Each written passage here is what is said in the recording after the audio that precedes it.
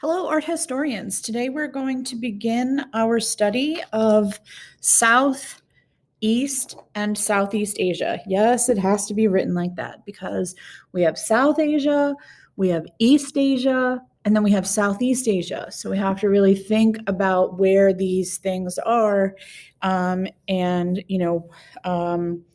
how their location impacts who trades with them and where they trade and who they interact with. Let's talk about, we're going to break this into, I think, 5 or 6 videos.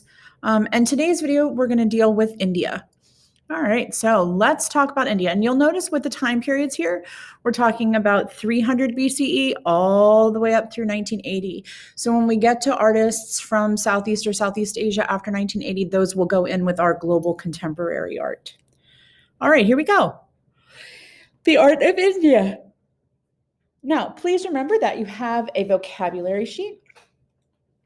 And so your most important words that you will need, some of the big words that I will drop during this lesson today, all of those words will be in your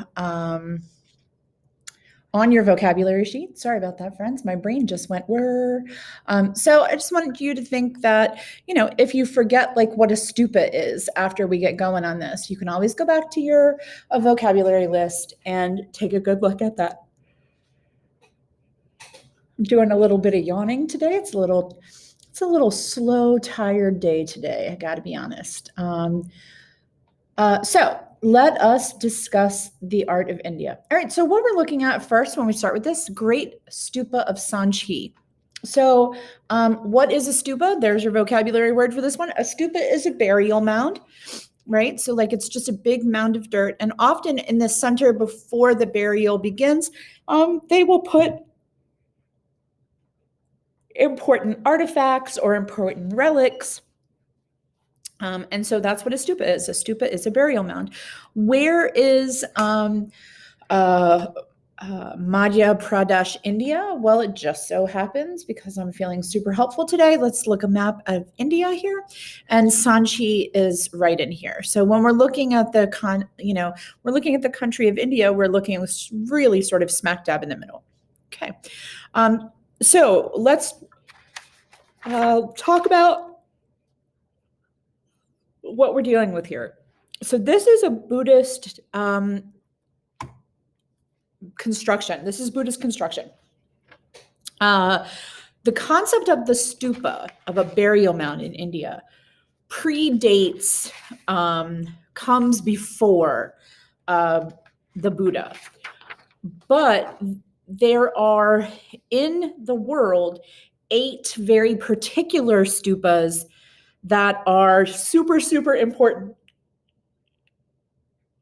because they hold the ashes, the remains of the Buddha. So this one was constructed in 300 BCE. The Buddha dies in 544 BCE, right? So we're dealing with, not that long after his death.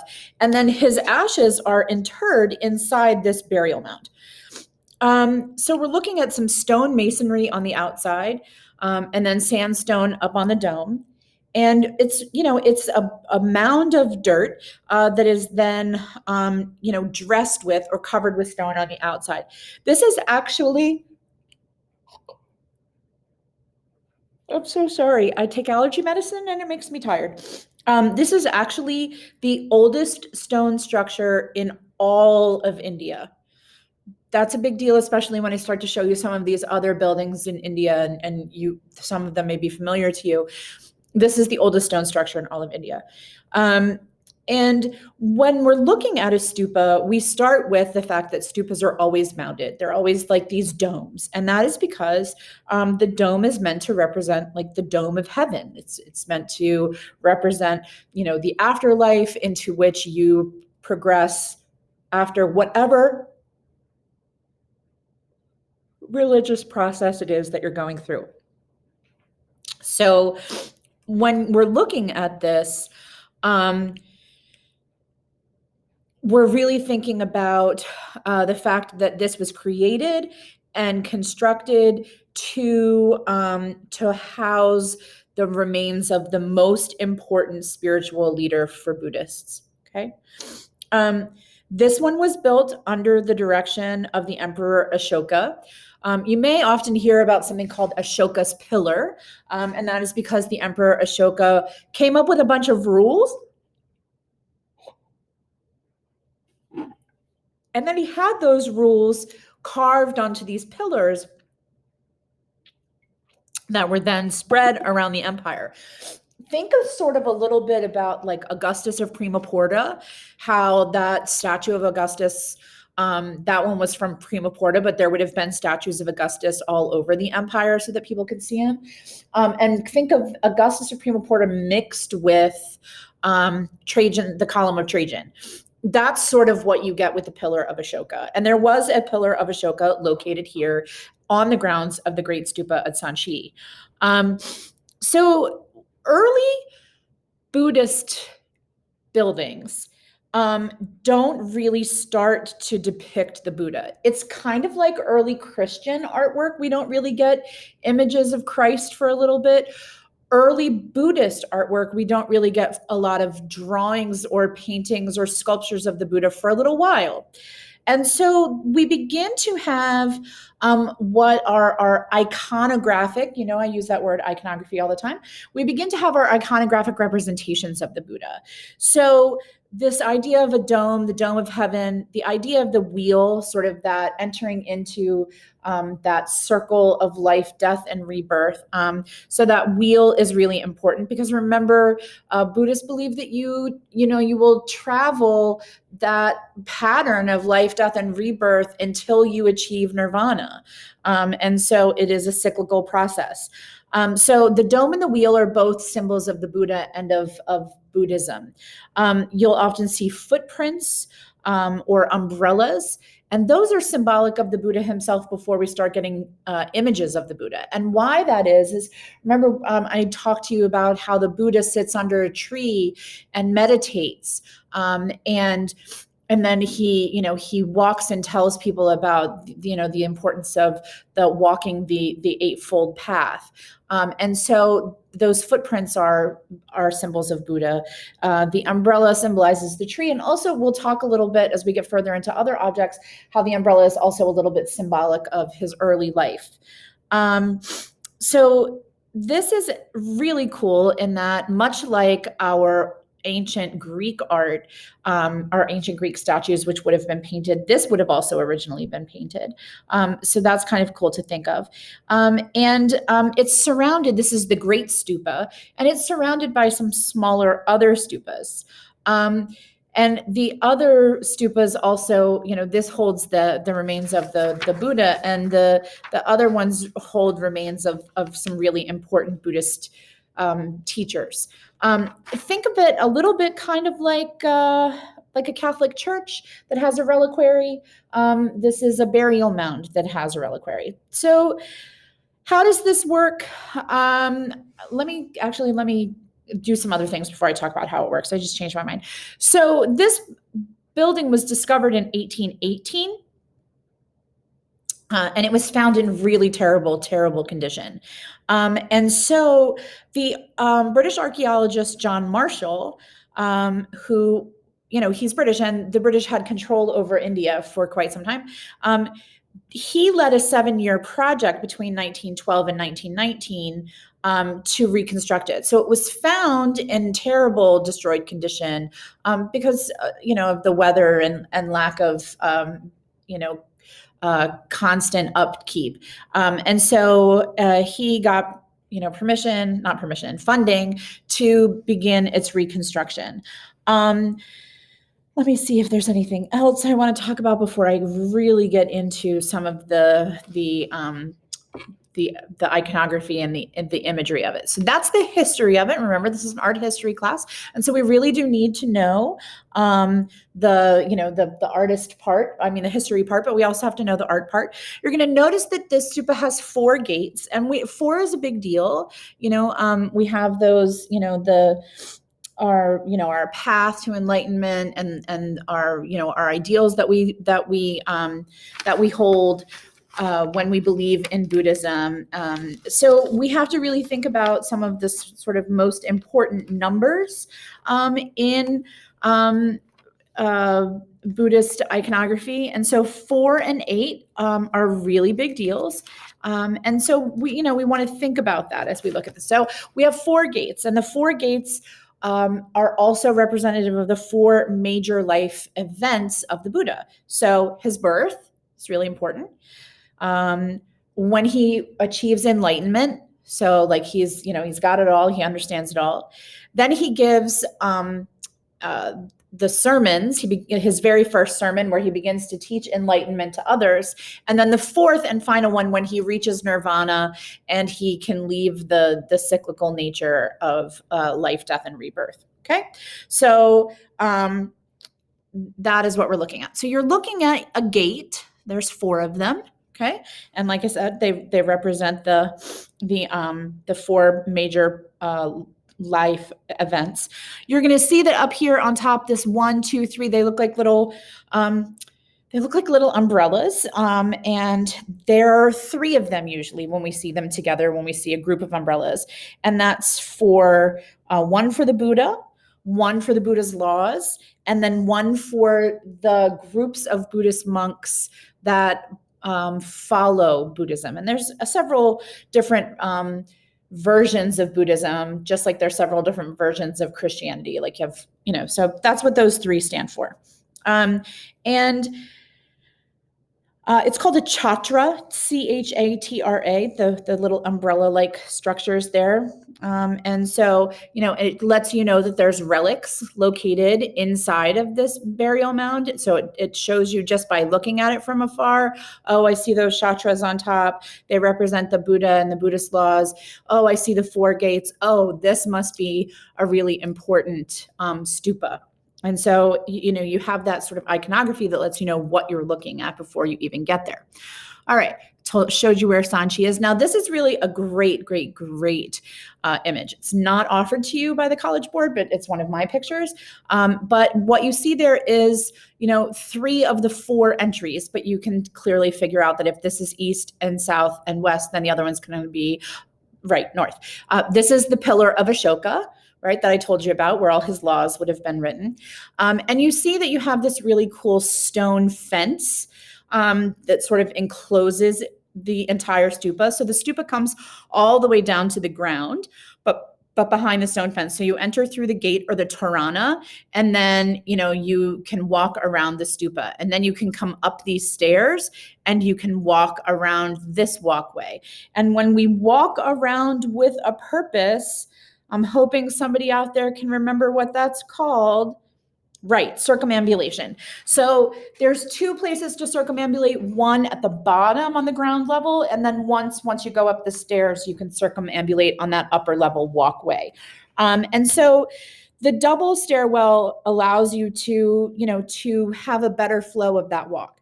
You come up, you circumambulate, and you go clockwise. So you'd actually come up, circumambulate clockwise, and then come down. And so it allows for an easier motion there while they're circumambulating. Why do Buddhists circumambulate clockwise?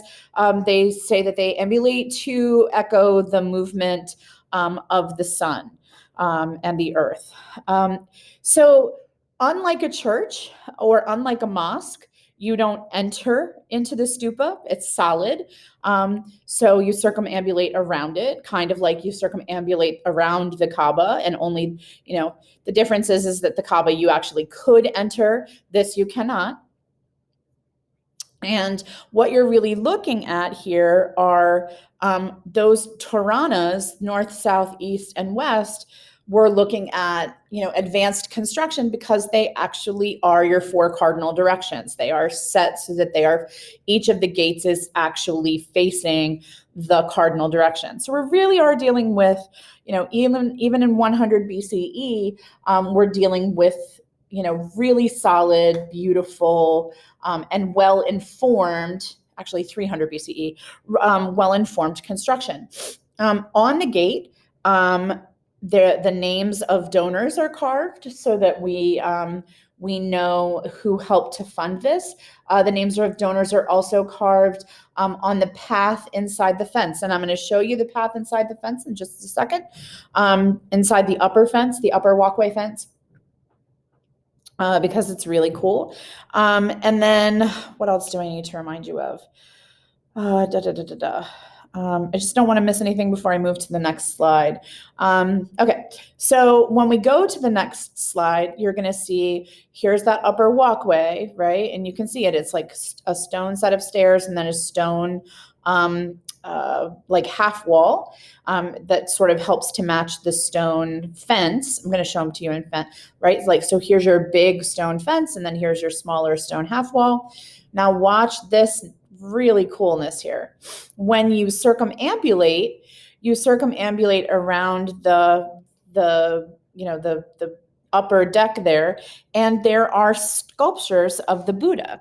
And the sculptures of the Buddha are all sitting in that lotus position, the cross-legged meditative position. And the Buddhas would have had different hand symbols, different mudras to, express certain things. But you see the lotus, he's thinking, he's meditating.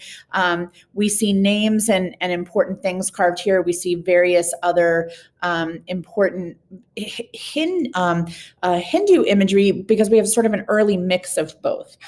So it's a very cool, wonderful building. And we get to see, who funded this building. And in looking at the names and in doing the research, we realized that a good portion of the funding for the Great Stupa at Sanchi came from just common men and women, like not royalty, and also from monks that followed the Buddha. So unlike our churches and cathedrals in Europe that were mostly paid for by the church, like the church proper, like the Vatican, or that were paid for by rich, wealthy families, we're dealing here with construction that was funded often by people of, just common people.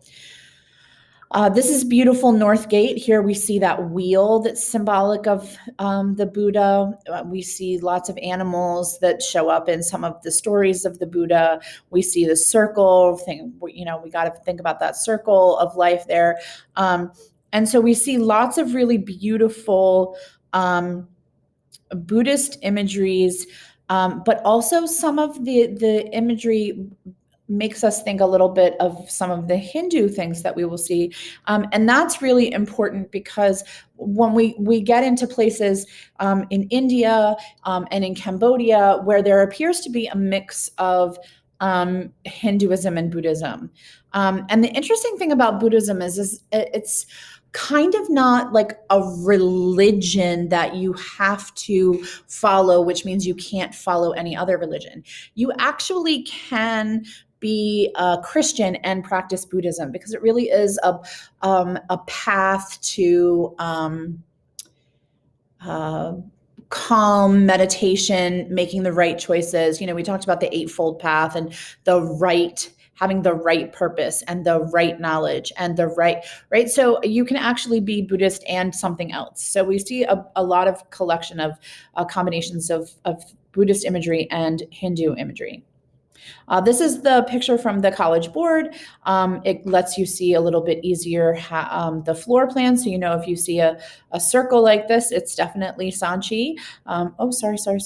And so, you can see where you enter and where you circumambulate.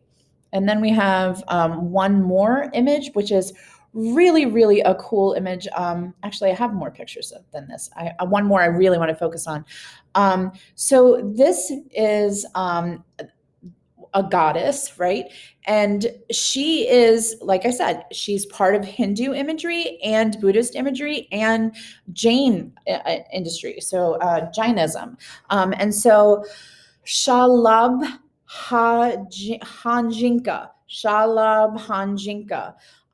So she's really cool because she is a fertility goddess, and you see her, she's got one arm up in the tree. She's got the other arm hooked around the branch of a tree, and you see her back foot kicking into the tree. And so the belief is that she's kicking the tree into blossom.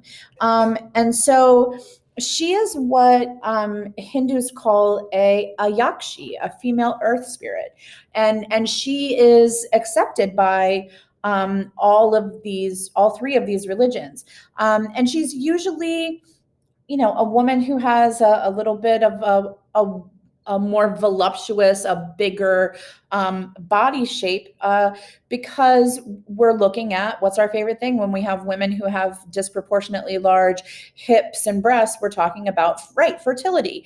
And so she bumps this tree with her, voluptuous body and kicks it with her foot, and it comes into bloom.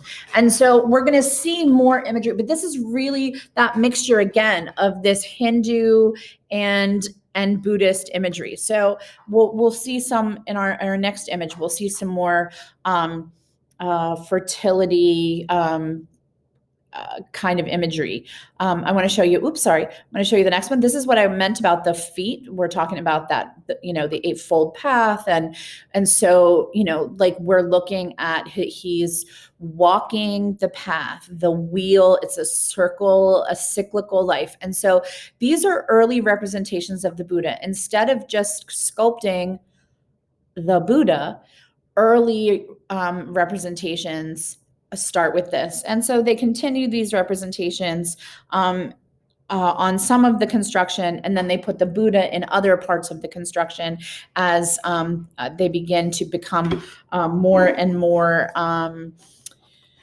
common in the sculptures of Buddha. Here is that umbrella where we talk about his wealth. Remember, he was a prince, and so we often see him in a carriage, being very rich, being covered by an umbrella. And then remember, he sees someone suffering and dying, and that is when he realizes he has to leave his his very wealthy life and go and do something that is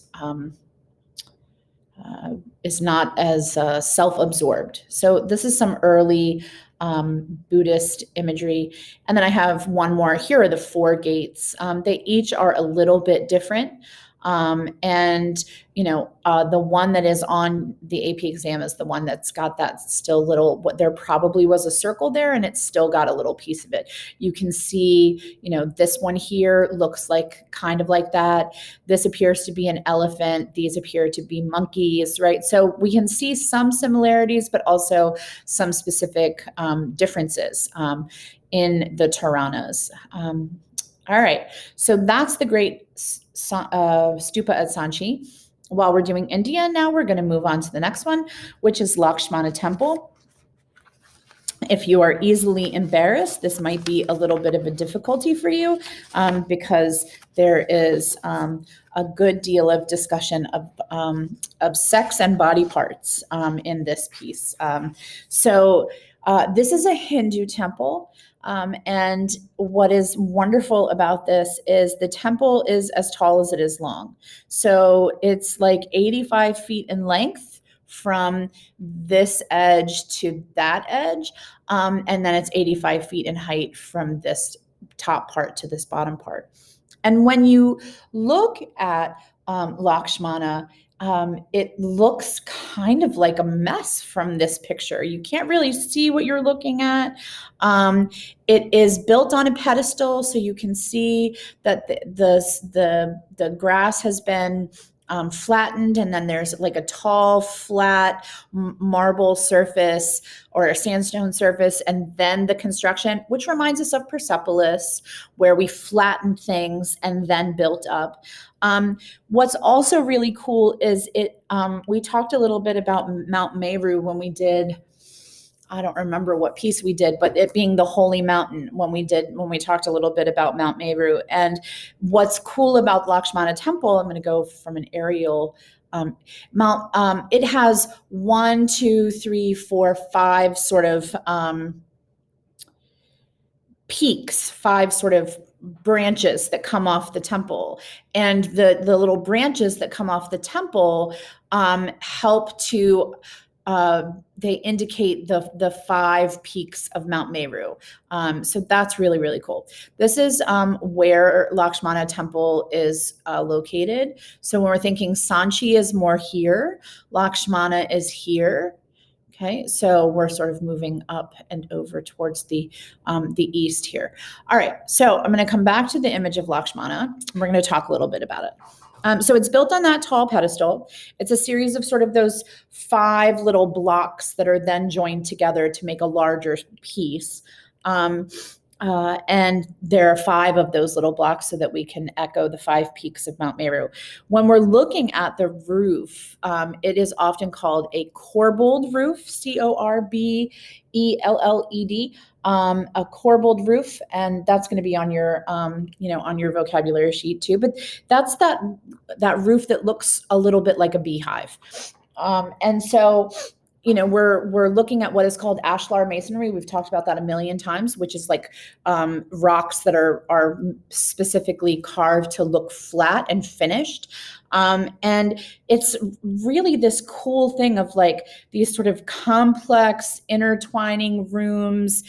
You can see here, that's a column and that's a column and that's a column and that's a column. So you can walk around the outside edge of the temple before you go into any of the rooms inside the temple. So again, built for circumambulation. Circumambulation is a really big deal. And there is usually some act of circumambulation in most religions. The most common act of circumambulation in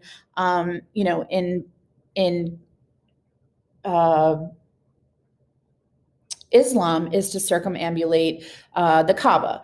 We talk about circumambulation when we did the Great Stupa at Sanchi. So that's Buddhist. We talk about circumambulation here with Lakshmana Temple.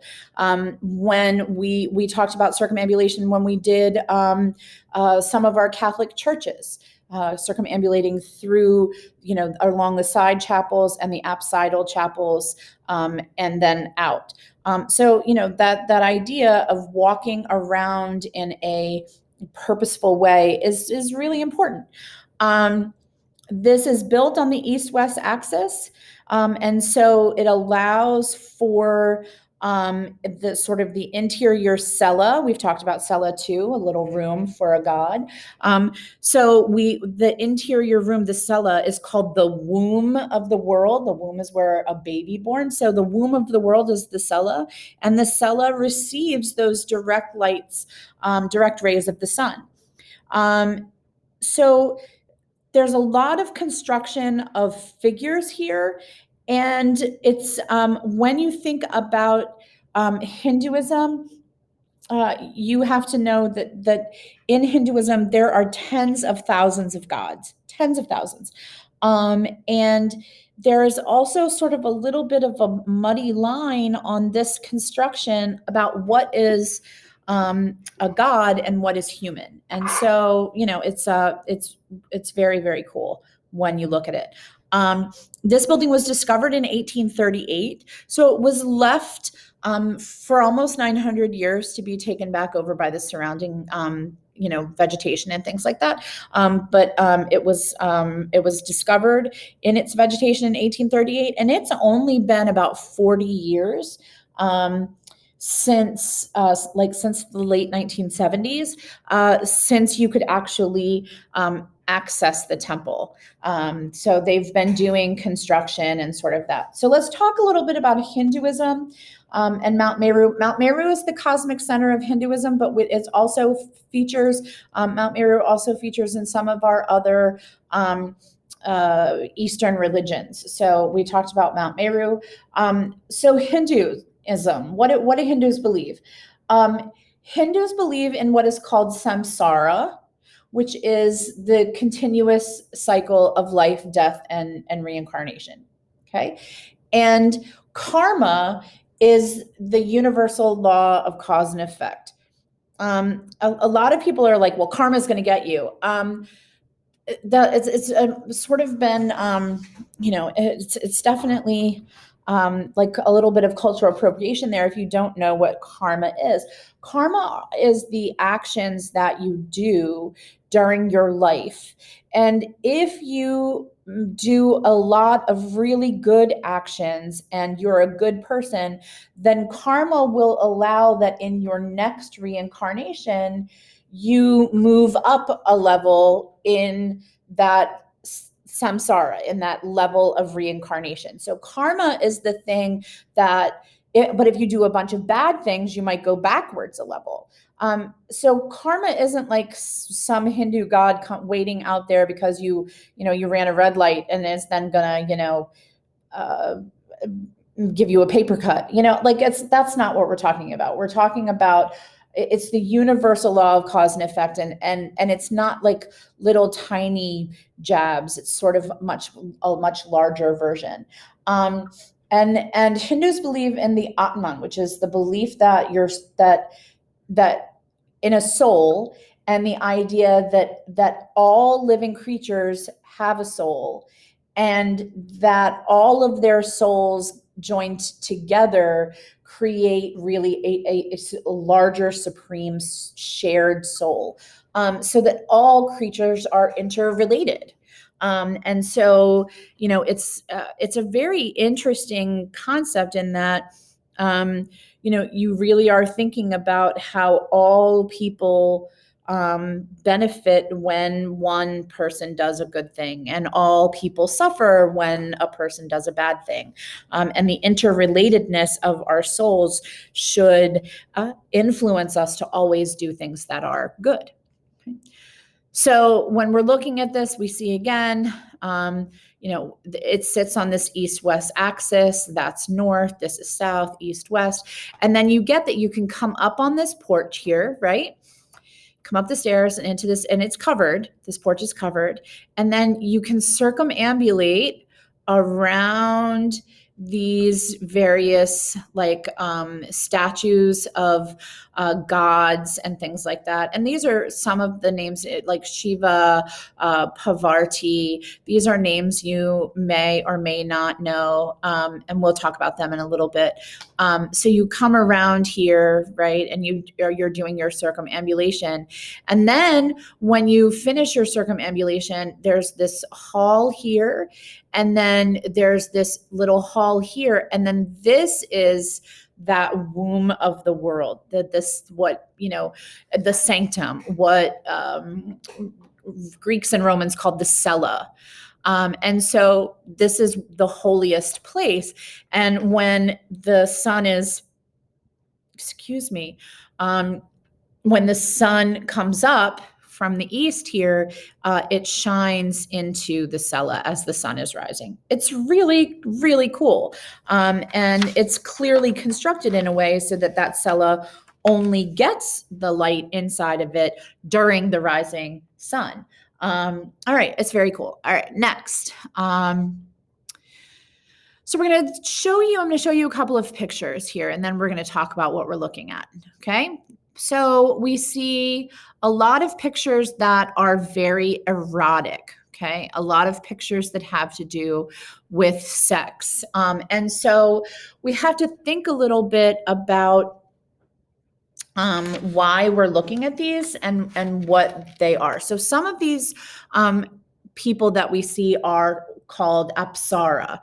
Again, you have a vocab list. And apsara are celestial beauties. They are, they belong in the stars. They're gods, goddesses. And there are lots of dance scenes, there are lots of sex scenes, and there are lots of erotic scenes that are sensual and erotic. They are not considered to be obscene. But for more conservative people, Christians, when Christians saw this, they were like, oh, what are we looking at? And even Buddhists, who are relatively conservative, had a strong reaction to this. So what's going on here? So in Hinduism, we have to think less about things being sexual and more about things being sensual. Like the use of your senses and things appealing to your senses and the way that things feel and smell and taste and touch and all of those things. So things that are sensual are considered to be really important. And things that are sensual, like when you eat like a slice of New York pizza in Manhattan and like you get a little bit of the grease that drips down your chin. That's a sensual experience. When you walk through a garden in the springtime and the flowers are in bloom, that's a sensual experience. When you pet a really soft dog. Okay. So in Hinduism, things that are positively sensual, okay, bring enjoyment to life. And enjoyment of your life brings you closer to salvation and closer to moving up in the next level of samsara. Sex is also important. And we talked about this when we did the Venus of Willendorf, literally on like the third or fourth day, and that sex leads to reproduction.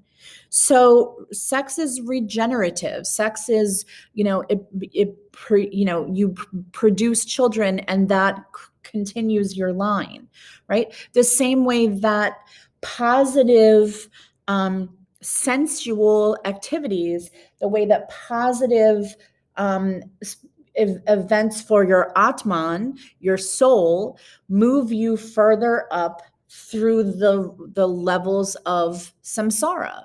And so while we may look at these from our Western Judeo-Christian Islamic concept, and these may seem wow to us, for them, these erotic scenes are called mithuns, M-I-T-H-U-N, on your vocab sheet. And they are ideas of how to use the senses to enjoy life and how to use sex to be regenerative because positive and negative aspects come together and reproduce a larger, more positive thing. Okay. And so this is not, what everyone is used to seeing. And so when Christians saw this, when it was shortly after it was found, it was considered just completely unacceptable. Here you see an Apsara, one of the celestial beauties, with a god in the shape of a lion. And here you see lots of scenes of dancing. Here again, you see gods and celestial beings, and it's really when we look at it, we're dealing with again, over and over again, I have to say that these are images of these gods and goddesses. This elephant is Ganesha, who is the god of what's the word? The god of beginnings, the god of things that start, the god of the the first part of things. Ganesha is also the god of moving forward and of wisdom. And so, we see, God's represented here with these celestial beings. And then while you're circumambulating, you can reach out and touch Ganesha's trunk. And they believe in Hinduism that if you have a statue of Ganesha, Ganesha is present in that statue. Every statue of Ganesh is Ganesh is present there, right? And so it's really important that we think about what picture is being given to us in this piece. So we're going to go on to, this is the piece here, which I think is actually really cool. Lakshmana temple, this is right there at the thing, is built by the Chandala dynasty. The entire temple sits on a platform, and the temple has all of the elements of what was considered a developed temple. You have the porch, and then you have those inter rooms and the sanctums and stuff like that. And it's really important that we see all these sculptures and divine figures and couples in these erotic scenes, because we're looking at creation. Okay, so very cool. And this is that cella, that central thing that only gets the light on it with the rising sun. Why the rising sun? Because again, creation. Hinduism is really a religion about positive things happening. Okay. One of the most popular, famous gods in Hinduism is Shiva, and Shiva is often seen in this position, and when you see Shiva, you have to sort of think about, and he's, he's so important because he is part of what they call the triumvirate. Does anybody know what a triumvirate is? Something in 3 parts. So you have Shiva, and then you have Brahma, and then the other one is Vishnu. And so you have the 3 of them together, and they're sort of like the triumvirate of Hinduism. And Shiva is really important because Shiva is also considered, it's like Shiva is the destroyer. But that sounds really scary when you think about Shiva being the destroyer, until you think about that you can't build something new until you break the first one down and build new on top of it. That is what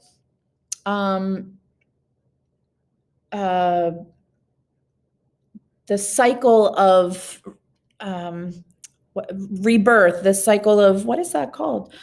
It'll come to me in a minute. But that cycle of reincarnation, sorry about that, really has to do with you die in this life, and then you are reborn in the next life. And if you have done everything you're supposed to on your samsara, your trip, like, then you move up the next level. It's really an interesting, sort of concept. And so we have to think about, when we're looking at Shiva here, we see Shiva in one of his more traditional forms, and yes, he is seen in lots of different forms, but this is his one of his more traditional forms. And so it says Shiva as Lord of the Dance. And so if you look at your vocab list, you'll see that Nata means dance and Raja means Lord. And so when sometimes people will say Shiva as Nataraja. Okay, Shiva as the Lord, dance, Nata Raja, the dance Lord. Shiva as the dance Lord. And so you're looking at the god Shiva in that most famous depiction as the Lord of the Dance. All right, so let's talk a little bit about what we're seeing here, and what our depictions are of what we're looking at. Okay, so you see Shiva, you see the hair here, and when you look at the hair here, it looks like water, but it also it represents, there's also snakes, and we'll talk about that in a second. And then you see fire up here, because the symbolic of destruction. You'll notice that Shiva has 1, 2, 3, 4 hands, and you can see the head of a snake right there. And so when you see it, we're really looking at Shiva as Nataraja performing this dance, which is called, well, there are actually 2 dances, the Lasya and the Tandava. The Tandava is the destruction dance, And then after you destroy, what do you have to do? Then you have to do the Lasya, which is the creation dance, right? So, it's a really cool concept. We don't know where it's from, like where it was made. We know that it was found in India. We don't know who made it. We don't know why they made it. We don't know where, but we do know enough to be able to look at it and identify and say, oh, that's Shiva. And that's definitely Shiva as Nataraja. So one of the things that we know about Shiva is there's a thing that is often said about Shiva. One of the common comments about Shiva is there is only one God, but endless are his aspects and his names. So, like, they believe in this one cosmic soul, but then the cosmic soul can be presented in the tens of thousands of different gods. You'll see that it's only 27 inches high, so it is portable. It could be moved from place to place. And remember what I said, the statue is an actual literal embodiment of the god. So if you put down fruit or you put down candles or you burned incense in front of this statue of Shiva, you are actually praying to Shiva, not a representation of Shiva.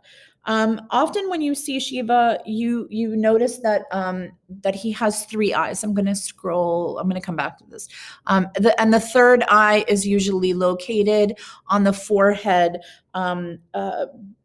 up and down vertically between the two eyes. And it's, people often talk about opening their third eye. And that is sort of when you enter into deep understanding. And how do you get there? Through meditation. And you see some of the hand symbols are sort of shared with some of the hand symbols of that the Buddha uses in some of our mudras. There some similar use in both Hinduism and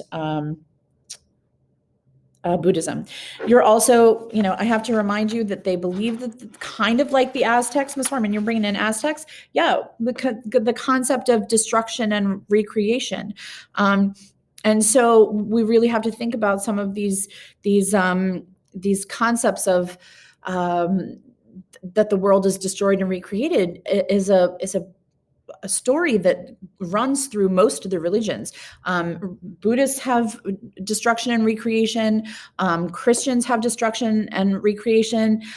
Jews have destruction and recreation. And so do Muslims. How do we do that? We have that through, when we're looking at that, we have that in the concept of the destruction by the flood, and then the recreation. And then Christians believe in that last judgment when, all of the dead will be brought back up. And so there's a lot of really important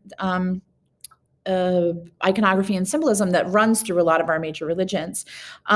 So the sculpture, before I start talking about what each one of the things means, the sculpture is based on the rules of Shilpa Sastra. This is in your notes too, which is basically the Hindu version of Polycleitos's canon of proportions. There's rules for like how big shapes can be and what the proportions have to be and what the figures have to look like.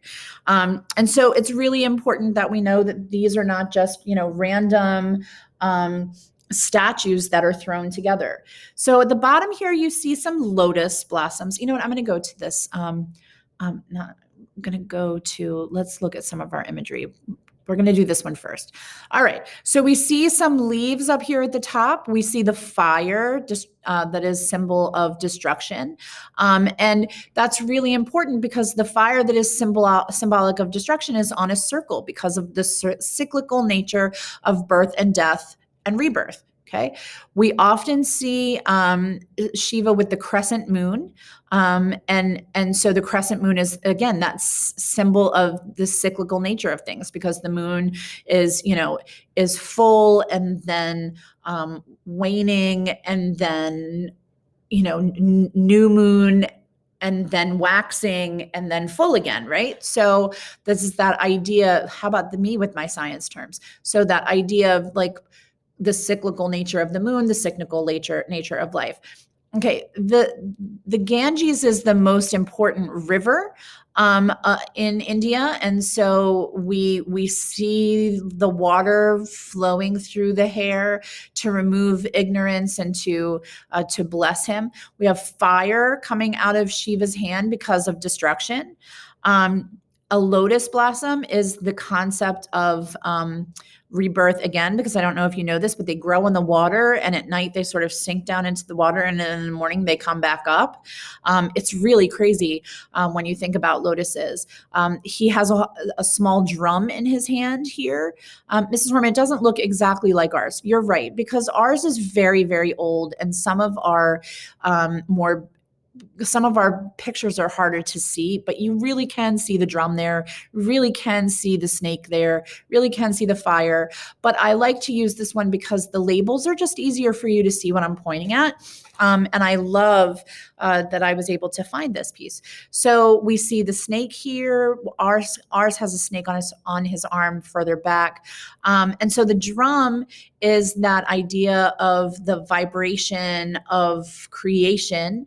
And that is the Om. And how do you get to the Om? That's what Hindus and sometimes Buddhists use or say to focus themselves while they are meditating. And you probably have heard it. People go, Om.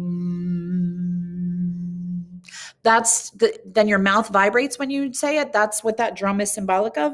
And the attempt to, again, to move through that concept of samsara to move yourself forward. So, we have multiple legs and the arms doing all kinds of things. And this just shows that Shiva can do, and here's, I said that to you, the Lasya and the Tandava, the dance of destruction and creation. And so, let me see if there's anything on this one that I want to make sure that I talk about that I didn't already talk about. I talked about the third eye and the moon and the flowers and okay, I feel pretty good about this. All right. So that's Shiva as Nataraja. I'm just looking at how many more images I have in India, and I just want to look for a second to see if I think I need to stop here and start a new video. And I'm going to keep going, and we'll just make one video about India. All right, so we're moving into the next piece. And what we're looking at is sort of the Indian equivalent of Persian miniatures. What you're looking at is a very complicated title of an image. And go ahead and write for a minute and then we'll talk about it. So I'm hoping that you are writing while I'm giving you a small pause. So when we're looking at this, we're looking at a really cool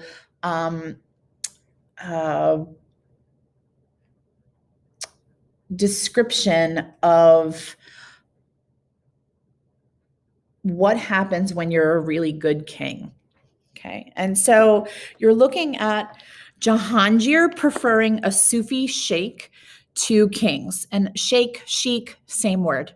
Okay, and so what you're looking at is watercolor and gold and ink on paper, and probably gouache, because that is some really dark watercolor. It's small. I mean, really small. It's 7 inches by 5 inches. It is a small piece, okay? And the people of the Indian continent excelled at miniatures the same way that the Persians did. And so I want to show you, I have a map. I'm going to show you where we are. So Agra is where the blah, blah, blah. It'll come to me in a second. Give me 1 second, friends. It's like brewing in my head there. Agra is where the Taj Mahal is. But I want you to look at Mughal Empire.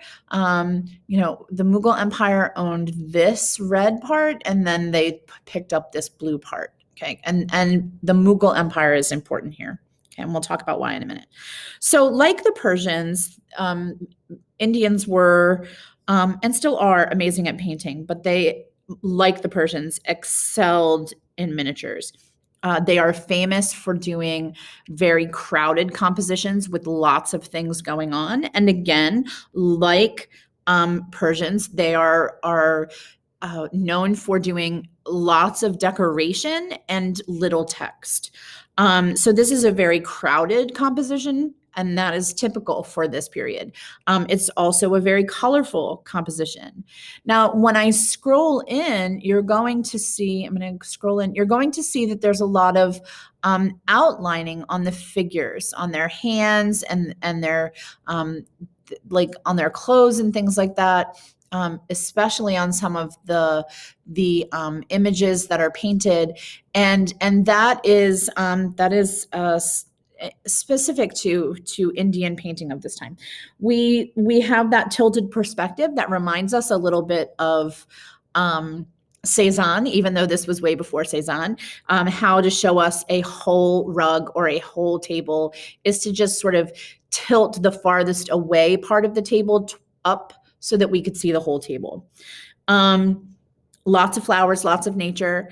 We have an artist here, Bictier, and what is interesting about this is many times Indian miniatures do not have artists' names, so it's very exciting that we have that. And Jahanjir was an emperor. He was the emperor of the Mughal Empire, and he had lots of court artists who recorded the major events of his life. And that is why we have this image. But Victor must be important because we have significantly more detail of who is present in this and what exactly is going on here. So Jahanjir is seated on an hourglass. And the time is running out. His life is coming to an end because he is mortal. He is human, and everybody's life ends. You'll see behind him, he has that halo that is a mixture of both the sun and the moon. It's very, very cool back here. You know, we have a sun and a moon, and you can see the crescent moon is there because that the moon is indicative of that concept of samsara and regeneration. All right, so what are we looking at? Okay, so we have to figure out what exactly is happening here. And so it says Jahangir preferring a Sufi sheikh to kings. So we're going to scroll in and we're going to, well, here's our Sufi sheikh. What are Sufis? Sufis are Islamic mystics, members of Islam who have a mystical connection to their religion, and so we often see when we talk about them. We often see that they're often called dervishes, that they're a religious order. They take a vow of poverty. They take a vow of being completely dedicated to their faith. And they have a mystical, a full immersion in their faith. So what you see here is the Sufi sheikh, and you see him handing, and I'm going to scroll in a little bit. You see him, here's the bottom of his beard, and you see him handing a book to the emperor without touching him. Okay, so he's handing him a book, and he's not touching him because that's a show of respect. Okay, and so we can see that he's talking to the Sufi sheikh, but this dude right here, that's King James I of England. And so what you're looking at is another sultan, another important person in he's the Ottoman Sultan, and then you have King James of England. So you're really dealing with like Turkey and England and their rulers, and Jahangir being like, if I got to talk to one of you, I want to talk to this guy. right? He is important. He's giving me this gift. He is an important person. Now, this is kind of like a religious painting, but it wouldn't have been used for religious life because we have humans and things like that depicted in it. But the writing at the bottom with the angels, it says, may the span of your life be 1,000 years, right? That's great. But this writing down here says, though outwardly Shahs stand before him. So you can see that kings are standing there. He fixes his gaze on dervishes, which are those Sufi men. And so what this page says is, when offered the chance to speak to the kings of Turkey and England, he would rather speak to an Islamic, Sufi Islamic leader. And so it's showing his faith. It's showing his desire to know others. Interesting is that the quote at the bottom, "O King, may," let me going to scroll down here again. "O King, O Shah, may your life span of your life be 1,000 years." That's written in Persian, and so there's we see the introduction, we see the use of Islam here.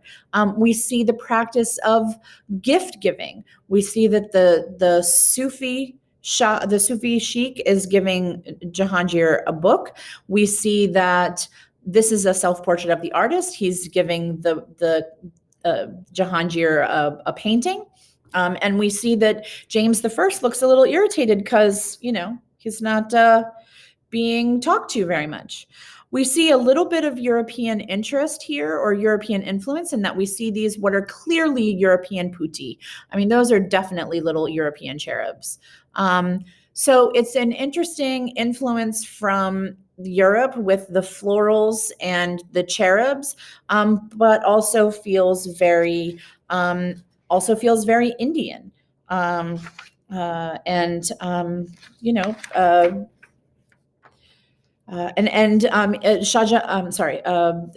Jahanjir was a Muslim, and so it shows that if you had the choice to pick who to talk to, you go with the thing that is important in your faith. So we see royalty and court, Western influence, and I love this picture of Jahanjir and the Sheikh in the book, and him looking so pleased that Jahanjir is speaking to him. And then the Ottoman Sultan being like, well, why won't you talk to me? I'm important too. And Jahanjir is just like, you're really not. Okay, here's our last piece for India. We couldn't do art of India without doing the Taj Mahal. And so what are we looking at? We're looking at a work in Agra, India. And then we're looking at something that was created by masons, so stone workers, marble workers, mosaicists, people that make mosaics, and various other decorators of various other kinds, calligraphers and things like that, landscapers and things like that, and all under the supervision of Ustad Ahmad Lahori, who was the architect to the emperor. Okay. This was constructed between 1632 and 1653. It's not a very long time. It's only 30 years. And a lot of interesting things. What's frustrating is this is the description of what is here according to the College Board, but there's a lot of other really cool things that are here, like the marble that is there, the marble workers. That marble is then inlaid with a bunch of precious and semi-precious stones.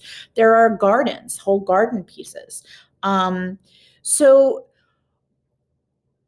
who did this?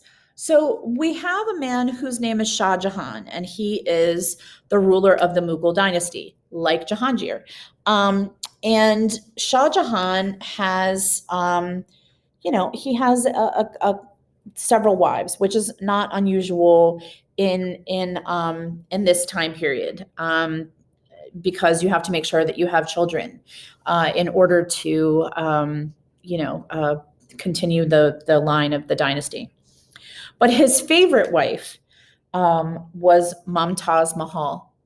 And so you see that word Mahal because she's queen, beautiful. Okay. She's the favorite wife of the Shah, and she dies in childbirth. With their 14th child, may I add, but she dies in childbirth. And so what you need to know about this is that he was absolutely devastated by her death. Devastated. So the Taj Mahal, a lot of people see those minarets and think that it is a mosque. It is not. It is absolutely not a mosque. It is what is called a cenotaph. You could also call it a mausoleum, but a cenotaph is like a tomb. I'm pretty sure I put that on your vocabulary list too. I may not have, but if I didn't, I will make sure that I put it on there.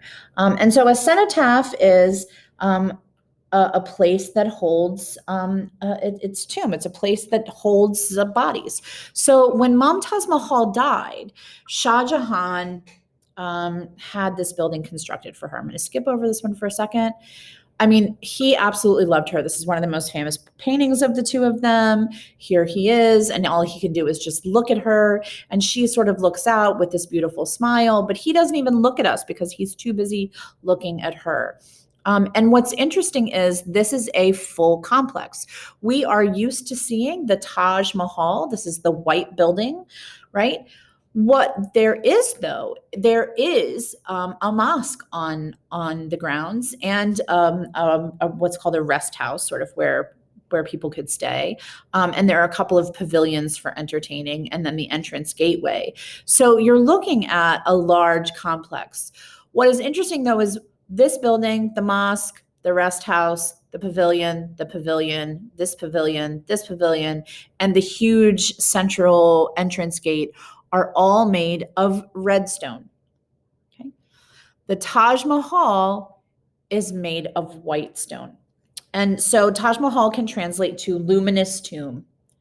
It also can translate to crown palace. So depending on your translation, which one you go with. So this is created, and then, and she died very young, and it's created for her. And when he dies, he is added to it. But what's really cool about this is that when he is added, it becomes asymmetrical. When you're looking at this, you see, the big, it's called an onion dome. That's what that big giant first dome is. And then the smaller ones, I'm sorry, I hit it with my hand. The smaller ones are, those are also domes. You have your minarets. But when she is added, she is centered underneath the dome. This is hers, Mumtaz Mahal. This is his. Okay. He's off center. She is the focus of the tomb, and he wants to be with her, so he's added in and is off to the center. The red you see is carnelian. It's very expensive. You'll also see, the walls are inlaid with various different things. This is marble that is then cut out with absolute skill to look like a screen. It's a level of decoration that is practically unheard of at the time. So let's look at it. We have, we have that finial up at the top, a little bit of ornamentation. We have lotus, because lotus is about that rebirth, relife, because it droops and then blooms. We have this onion dome. The drum, that's a language from, that we've been using with domes for forever. The chhatri are those little ring things there. We have minarets, and the minarets are absolutely positively decorative, because this is not a mosque. I have to say it again. It's not a mosque. Okay. We sort of see this open area that kind of looks like an Iwan, but it can't be an Iwan because it's not a mosque. We see these really beautiful decorations, huge amounts of calligraphy, and we talked about the fact that calligraphy is like the highest honor at this time. And you can see that it is also constructed on a raised base. It's a really beautiful building. And so when you look at it, once I say this to you, you'll never be able to unsee it. It's slightly off of complete symmetry. This edge of the dome is just a little bit wider. It's okay, because only God can be perfect. That's what I read. It has huge Islamic forms to it. The large arch, like the Iwan, with smaller arches next to it. The grounds are beautiful and filled with water and flowers because it is meant to make you think about heaven or paradise. Most, not all, but most of the imagery that is in is floral because because it's a tomb, that is a religious purpose, so that we can't have humans or any words other than the Quran. You see Quranic verses up here at the top. You see these beautiful vegetals and flowers.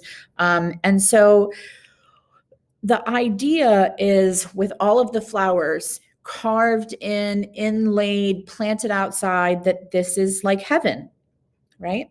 And this is where he wants her to be. He wants her to be in this paradise. What's interesting, and I'll say it again, what's interesting is at the time that this was constructed, most of the buildings were made of like a red stone, because white stone is very, very expensive. And so at the time, most of the buildings were red stone, and the insides would be white if the building was really, really important. But never before this building had a building of this size, for a non-super crazy, ridiculous, important religious reason, been built out of this much white marble. It had never happened. That is, why do I tell you this? Because that shows you his dedication to Mumtaz Mahal. She was his favorite. And so as you look, you can see the beauty from the outside. You can see the beauty on the inside. You can see the beauty of the construction of the other buildings that are made out of red stone. And you can see, look at the tessellations here. And then you can also see all the vegetals, the flowers, and arabesques. Okay. You can see the dome here and the different layers that allow the light to come in. You can see the symmetrical layout of the grounds. And you can see this is the entrance gate. This is the rest house, and looks almost identical to it on the other side is the mosque. Okay. And then you have that symmetry. It looks like, you come up here and you can look at the Taj Mahal. You come over here to a pavilion and over here to a pavilion. And it's unique in its scale because it is so large. It is unique in its gardens because there are so many formal gardens and so much that happens here. It is unique because of all of the coral and onyx, carnelian, amethyst, lapis lazuli that is used for the decorations. It is unusual and unique because of the white marble. And it is unusual and unique because of the sort of the whole construction process. When you really look at this, you kind of have to feel a little bit sad for Shah Jahan. He is, due to some political battles and stuff like that, during the last 8 years of his life, he was imprisoned across the river in a place where he could see her tomb, but he was never allowed to leave. So during the last 8 years of his life, he could see where she was, but he couldn't go in and visit.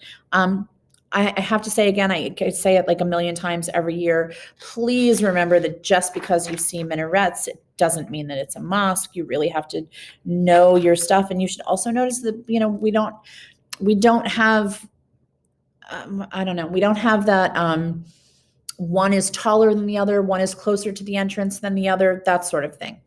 Okay. So, to mark Mecca for us. So this is our tomb or cenotaph. And this is what it looks like on an average day, because the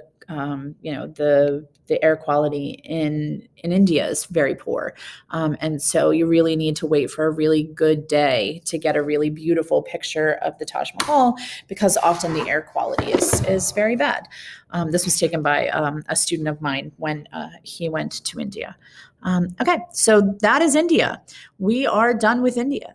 Our next unit, I believe, is China. So I will see you back again next time for our discussion of China. I hope you learned really new, cool things about Hinduism and the land of India. And I will see you soon. Okay, bye, guys.